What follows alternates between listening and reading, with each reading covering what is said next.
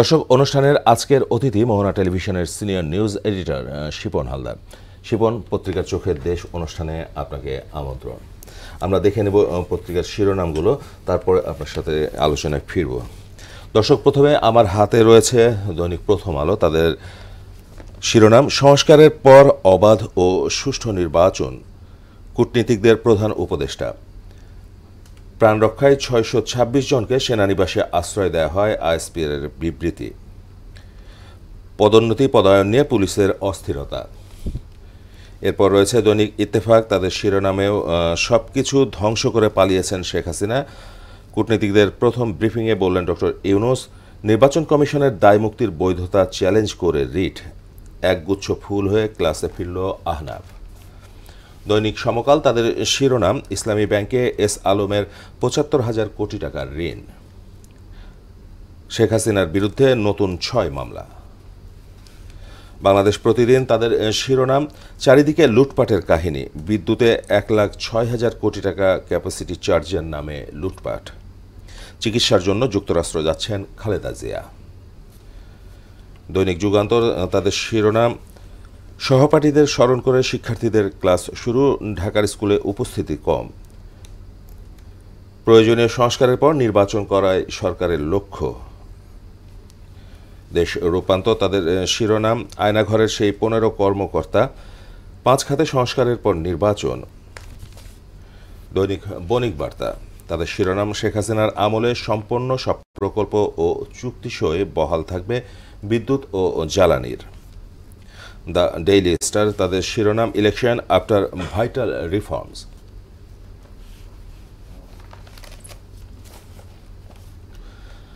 শিবন, আমরা শিরোনামগুলো দেখলাম, এবার আপনার কাছে ফিরতে চাই। আমরা আজকের সংবাদের শিরোনামে দেখেছি যে দুর্নীতির ৫৯, রূপপুর পারমাণবিক বিদ্যুৎ কেন্দ্রে ৫৯,০০০ কোটি টাকার একটা দুর্নীতিতে শেখ পরিবার জড়িত। এর আগে যেটা হতো যে সাবেক প্রধানমন্ত্রী বিভিন্ন সভা সমাবেশ বা বক্তব্যে বলতেন যে তিনি নিজের জন্য কিছু করেন না, তিনি দেশের জন্য করেন। সেই ক্ষেত্রে আমরা যখন দেখলাম যে এই ব্যাপক দুর্নীতিতে শেখ পরিবার জড়িত, আদৌ কি এটা সম্ভব? এটি এই মুহূর্তে বলা খুবই মুশকিল, কেননা একটা গ্লোবাল ডিফেন্স কর্প নামে একটি প্রতিষ্ঠান সেটি দুর্নীতির অভিযোগ তুলেছে এবং দুর্নীতি দমন কমিশন বিষয়টি বেশ গুরুত্বের সঙ্গে নিয়ে এটি তদন্ত করবে। অভিযোগটি খুবই বড়, ব্যাপক এবং এটি কল্পনার বাইরে। আপনি যেমনটি বলছিলেন যে প্রধানমন্ত্রী থাকা অবস্থায় শেখ হাসিনা এবং তার পরিবার যেভাবে নীতি, নৈতিকতা, দুর্নীতির বিরুদ্ধে জিরো টলারেন্স ঘোষণা করা, সব কিছু মিলিয়ে সাধারণ মানুষের সঙ্গে এটি যদি হয়ে থাকে এক ধরনের বড় ধরনের প্রতারণা উনি করেছেন, সেটি প্রমাণিত হবে। সাধারণ মানুষের আস্থার যে জায়গাটি, সেই জায়গা থেকে একেবারেই তলানিতে পৌঁছাবে এবং তার গ্রহণযোগ্যতা, শেখ পরিবারের গ্রহণযোগ্যতা, আওয়ামী লীগের গ্রহণযোগ্যতা কোথায় গিয়ে ঠেকবে তা এখনই খুব বলা মুশকিল।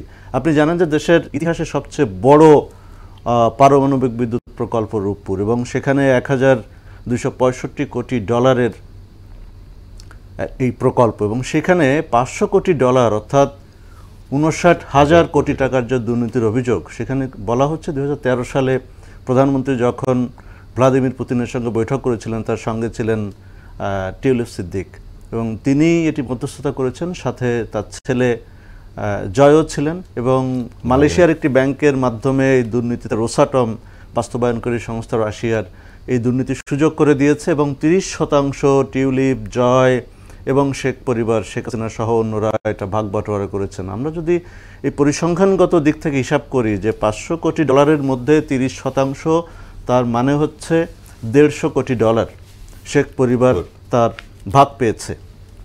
এটি একটি উদাহরণ বা দৃষ্টান্ত। এর বাইরে গিয়ে অসংখ্য এরকম দুর্নীতির খতিয়ান সামনের দিনে হয়তো আমরা দেখব।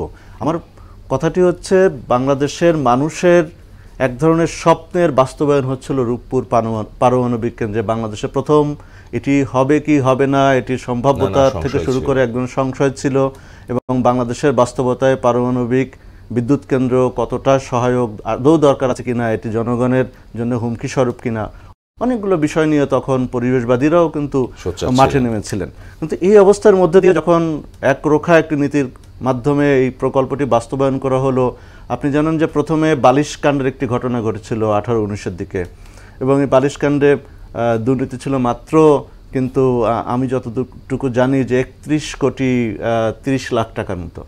তো সেটি নিয়ে ব্যাপক সমালোচনা হয়েছিল। সেই প্রেক্ষিতে সেখানে কোথায় 31 কোটি টাকা আর কোথায় $500 কোটি বা 59,000 কোটি টাকা, এটি কিন্তু আসলে এই মুহূর্তে আমাদের কল্পনার বাইরে। তবে হ্যাঁ, আমরা বলবো যে গ্লোবাল ডিফেন্স কর্পের যে প্রতিবেদন, সেটি দুর্নীতি দমন কমিশন অত্যন্ত বিচক্ষণতার সাথে, পেশাদারিত্বের সাথে প্রয়োজন আন্তর্জাতিকভাবে তদন্ত করে এটি অবশ্যই খতিয়ে দেখা দরকার, এবং এ ধরনের যদি অনিয়ম দুর্নীতি হয় দায়ীদের বিরুদ্ধে অবশ্যই ব্যবস্থা নেওয়ার জন্য যে প্রক্রিয়া অনুসরণ করা দরকার দুদক সেটি করবে।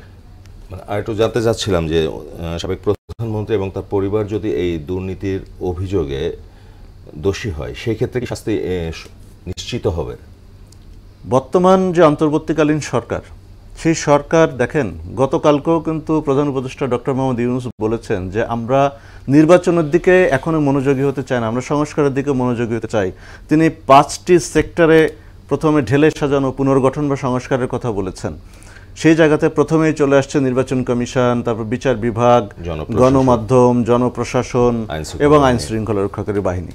তো এই যে দুর্নীতিতে আকণ্ঠ নিমজ্জিত এবং একটি দেশের যে কাঠামো, এই কাঠামোটাকে একেবারে ভেঙে চুরে তছনছ করে দেওয়া হয়েছে, এবং আমাদের সাধারণ মানুষের মধ্যে যে মানসিকতাটা একেবারেই বিনষ্ট করে দেওয়া হয়েছে। আমরা অনিয়ম দুর্নীতির বাইরে স্বাভাবিক প্রক্রিয়ায় কোনো কার্যক্রম হয় সেটি কল্পনা করছি না, এটা বাস্তবতা আমরা চিন্তা করতে পারি না যে এটা স্বাভাবিকভাবে আমার চাকরি হবে, স্বাভাবিকভাবেই আমি একটি সেবা পাবো, স্বাভাবিকভাবে বাংলাদেশের সুদবিহীন ব্যাংকিংয়ে আত্মশুদ্ধির পথ এনআরবিসি ব্যাংকের ইসলামিক ব্যাংকিং আল আমিন। কোনো মেগা প্রকল্প বা প্রকল্পের বাস্তবায়ন হবে, স্বাভাবিকভাবেই কোনো চুক্তি সংগঠিত হবে। দেশের কল্যাণকে সামনে রেখে আমরা যারা জনপ্রতিনিধি নির্বাচন করি, সেই জনপ্রতিনিধিরা আমাদের ভোটে নির্বাচিত হয়েই আবার দেশের সম্পদ লুটপাট করছে। সম্পদ আহরণের বা সম্পদ বাড়ানোর বা পাহাড় গড়ার একটা প্রতিযোগিতায় নেমে যায়। এই যে প্রক্রিয়াটা আমরা দেখি, এই যে কালচারটা দেখছি, এই যে কাঠামোটা দেখছি, কাঠামোর পরিবর্তন ছাড়া পরবর্তী প্রজন্মের সামনে ভবিষ্যৎ অন্ধকার বলে আমার মনে হয়, এবং এই জায়গা থেকে আমাদের বেরিয়ে আসতে হবে। এবং সরকার, অর্থাৎ বর্তমান অন্তর্বর্তী সরকার কঠোর পদক্ষেপ নেবে এবং তাদের বিচক্ষণতার সঙ্গে এই কাঠামোগুলো সংস্কার করবে। সংস্কারের মাধ্যম দিয়ে সাধারণ মানুষের মধ্যে আস্থা তৈরি হবে। সাধারণ মানুষ দুর্নীতিমুক্ত একটা প্রশাসন চায় এবং নিরপেক্ষ একটা প্রশাসন চায়, যারা কিনা জনগণের জন্য দেশের কল্যাণে কাজ করবে। মানে আমরা যদি এই 5টি সেক্টরের পুনর্গঠনের কথা চিন্তা করি, যে কথা ডক্টর মোহাম্মদ ইউনূস বলেছেন, তো এই ক্ষেত্রে সময় কতটা লাগতে পারে? এক এক করে যদি আমরা করি, একসাথেই কি সবটা সম্ভব করা? দেখেন, 21 জন উপদেষ্টা কাজ করছেন, এর মধ্যে এতগুলো মন্ত্রণালয় রয়েছে, সচিব রয়েছে, বাংলাদেশের কিন্তু একটা প্রশাসনিক কাঠামো রয়েছে, অর্থাৎ জনপ্রশাসন রয়েছে। তাদের মাধ্যমেই কিন্তু আইনগুলা বাস্তবায়ন করা হয়, এবং মাঠ পর্যায়ের যে শুদ্ধিকরণ আপনি দেখলেন, যেভাবে আপনার বদলি বা পদোন্নতি হচ্ছে, সেই জায়গাতে একদম সুশাসন প্রতিষ্ঠা হবে। তবে হ্যাঁ, যে গড়পড়তা যদি বদলি হয়, যদি পদোন্নতি হয়, সেই ক্ষেত্রে কিন্তু আবারও সামনে এক ধরনের সংকট তৈরি হতে পারে। আপনার মনে হতে পারে যে এখন এই অবস্থায় 200 জনকে বদলি করলে বা পদোন্নতি দিলে আমাদের সামগ্রিক বিচার ব্যবস্থা বা আইনশৃঙ্খলা পরিস্থিতি স্বাভাবিক হবে যার যার অবস্থান থেকে, সেটি নাও হতে পারে। কেন? যোগ্যতার বিচারে তাদের মূল্যায়ন করে কিন্তু পদোন্নতিটা হওয়া উচিত। সেই জায়গা থেকে অন্তর্বর্তী সরকার যেহেতু দ্রুততম সময়ের মধ্যে পদক্ষেপগুলো নিচ্ছে বা নিতে হবে, সুশাসন প্রতিষ্ঠার জন্যে কতটা সঠিক সিদ্ধান্ত নিতে পারবে সেটির উপর অনেক কিছু নির্ভর করছে। কারণ ঢালাওভাবে পদোন্নতি হলে সেক্ষেত্রে কিন্তু আবারও সামনের দিকে একটা বিশৃঙ্খল পরিস্থিতি হতে পারে। আমরা এর আগের সরকারও কিন্তু দেখেছি ঢালাওভাবে পদোন্নতি করে প্রশাসনকে তাদের পক্ষে নিয়ে এবং ব্যবহার করার একটা নগ্নচিত্র দেখেছি আমরা। সেটি আমরা আশা করি যে অন্তর্বর্তী সরকারের মাধ্যমে সেটি হবে না।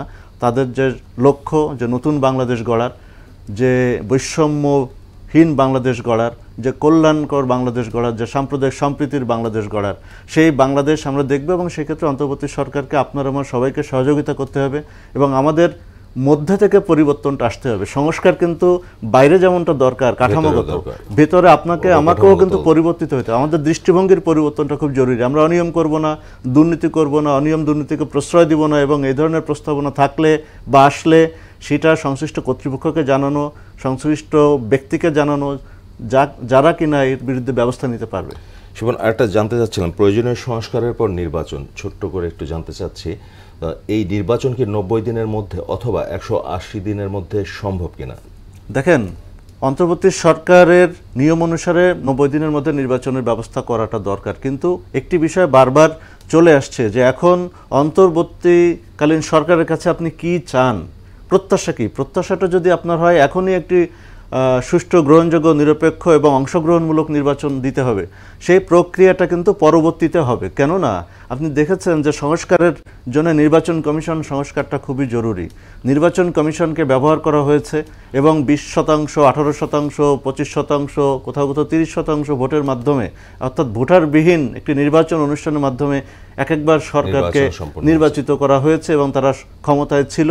এবং এই অনিয়ম, দুর্নীতি, একনায়কতান্ত্রিক যে মানসিকতা, এটার পেছনে কিন্তু এই নির্বাচন কমিশনের একটা দায় রয়েছে। কেননা আপনি বা আমি আমাদের ভোটাধিকার প্রয়োগ করতে পারিনি এবং আমরা নির্বাচন করতে পারিনি আমাদের সরকার কী হবে, আমাদের জনপ্রতিনিধি কী হবে, জনগণের রাষ্ট্র।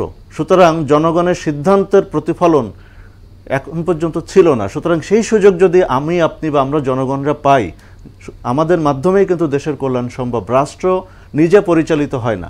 আপনি জানবেন, জনগণের ইচ্ছে, জনগণের স্পিরিটে রাষ্ট্র পরিচালিত হয় এবং মানুষের যে চরিত্র, জনগণের যে চরিত্র, তার মাধ্যমেই রাষ্ট্রের চরিত্র নির্ধারিত হয়। সুতরাং এই জায়গা থেকে আপনাকে, আমাকে সবার আগে পরিবর্তিত হতে হবে এবং ইতিবাচক মানসিকতা হতে হবে, দেশের কল্যাণে নিবেদিত হতে হবে এবং আমরা অনিয়ম করব না, দুর্নীতি করব না, আমরা আমাদের জায়গা থেকে স্বস্বক্ষেত্রে নিরপেক্ষতার সাথে দায়িত্ব পালন করব।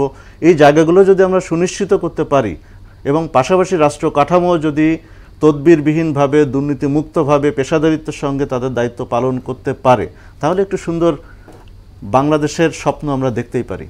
একটা সুন্দর, সুষ্ঠু, অবাধ ও গ্রহণযোগ্য নির্বাচনের মাধ্যমে বাংলাদেশ সামনের দিকে এগিয়ে যাবে। অবশ্যই আমরা সেই গণতান্ত্রিক চর্চা বাংলাদেশে অব্যাহত থাকবে, সেই প্রত্যাশা করি। শিবন, আমরা আমাদের অনুষ্ঠানের একেবারে শেষ পর্যায়ে, আপনার সাথে দেখা হবে আবারও সামনের অনুষ্ঠানে। ততক্ষণ পর্যন্ত ভালো থাকবেন। ধন্যবাদ।